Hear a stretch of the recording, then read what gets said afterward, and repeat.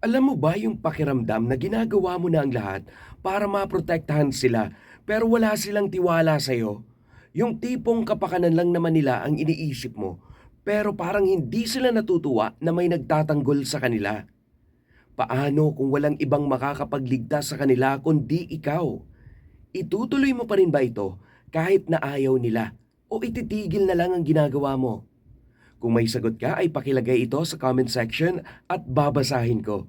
Kung bago ka pa lang sa channel na ito, ay huwag mong kalimutang mag-like and subscribe. Maraming salamat po!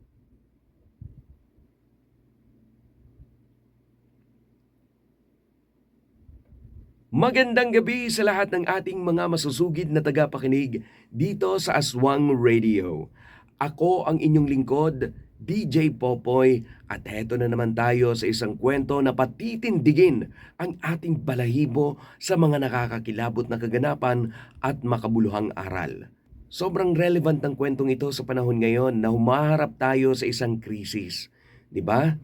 Sa sobrang mahal ng langis, ang pinakaapektado ay ang kababayan nating nasa laylayan ng lipunan. Kasi yung mga mayayaman o may kaya sa buhay ay nakakaya pang mag-adjust. Kaya sigurado ako na maraming nakaka-relate sa istorya ng letter sender nating si Aimee. Noong una ay hindi ko rin in-expect na may mabigat palang pinagdadaanan ang mga aswang na to. Kaya nagawa nilang manggulo sa baryong yon. Naiinis pa ako kay Aldrin kasi wala na siyang ginawa kundi tutulan ng tutulan si Aimee sa ginagawa niya. Para din naman yun sa kanilang lahat, di ba? Pero in fairness, ang talino ni Aimee ha, hindi rin sumagi sa isip ko na posibleng yung malakas na ingay din ang makakapagpahina sa mga aswang. Ang galing din kasi nagamit niya yung kasabihan na lahat ng sobra ay masama. 'Di ba? Nakakaloka. Tsaka isa pa, lahat siguro tayo ay iniisip noong una na ang itatakbo lang ng kwento ay inaaswang yung pamilya ni na Iris.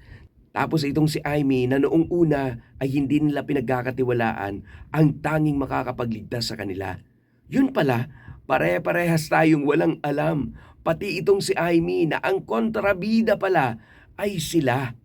Tapos ang totoong biktima ay yung mga aswang. Nakakaloka din tong si Aimee, no? Sumisip-sip talaga siya sa mga tita niya.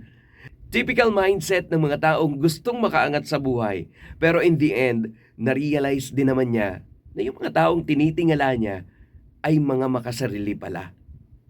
By the way, ano nga ba yung aral na pwede nating matutunan dito mga kaaswang? Una, huwag tayong pangunahan ng pride. Yun ang dahilan kung bakit nagbubulag-bulagan sina Madam Alice sa hinaing ng mga aswang. 'Di ba? Kung natuto sana silang magpakumbaba at pakinggan ang mga saloobin nila, hindi na sana dadating sa point na bawal silang mag-ingay at wala na sanang mga namatay. Pangalawa, huwag tayong maging sakim. Maswerte talaga tayo kung meron tayong komportabling bahay, stable na kita, at sagana sa pagkain. Kasi alam ninyo, pwede naman talagang bigyan ni na Madam Alice ng compensation yung mga tao eh. Pero anong ginawa nila? Pinalayas pa nila at hindi man lang inisip na walang matitirhan yung mga taong yon. Very wrong move. At eto ang panghuli. Dapat ang estado sa buhay ay hindi nagiging dahilan para magkawatak-watak tayo. Huwag nating hayaan na manaig ang galit ng mahirap sa mayayaman. At ang mayayaman naman, matutong maging considerate sa kapwa. Bago tayo magpaalam mga kaaswang, gusto kong marinig ang inyong mga saloobin. Kung kayo si na Madam Alice, ano ang gagawin ninyo? Paki-comment lang ng inyong mga kasagutan sa comment section at babasahin ko. Muli, ito ang inyong DJ Popoy na nagsasabing, pwede mo akong gawing midnight snack, pero ako ang unang kakagat.